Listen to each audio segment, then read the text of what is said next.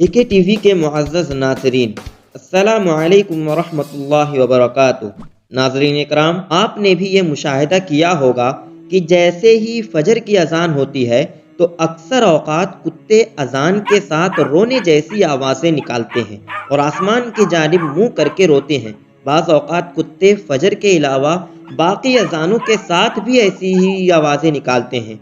अक्सर लोगों के जहन में ये सवाल पैदा होता है और वो ये सवाल पूछते भी हैं कि कुत्ते ऐसा क्यों करते हैं। तो आज के इस वीडियो में हम इसी हवाले से गुफ्तगू करेंगे कि कुत्ते ऐसा क्यों करते हैं।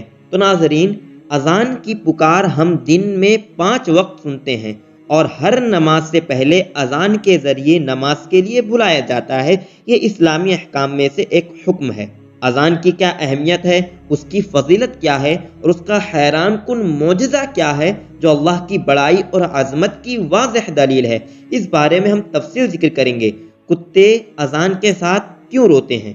तो याद रहे कि रिवायात में ये बात मिलती है कि रात के औकात में अक्सर शयातीन और शैतानी जिन्नात वगैरह इस कायनात में घूमते फिरते रहते हैं और उनका ये घूमना रात को ही होता है। और जैसे ही मुअज्जिन फजर की अजान के लिए अल्लाहु अकबर की आवाज़ बुलंद करता है तो ये शयातीन इस आवाज़ को सुनते ही भागने लगते हैं।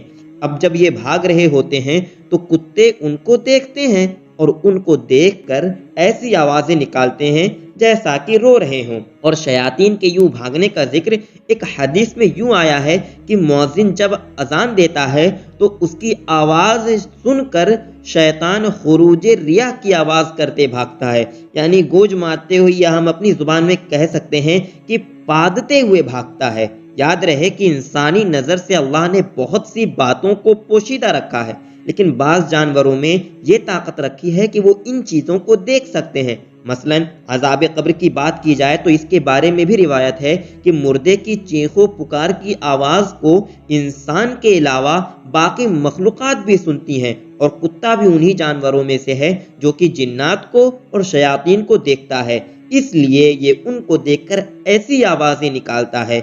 ये था जवाब इस सवाल का कि कुत्ता अजान के वक्त रोने की आवाज़ें क्यों निकालता है। उम्मीद है आप हजरात को बात समझ में आ गई होगी। अस्सलामु अलैकुम वरहमतुल्लाहि वबरकातुहू।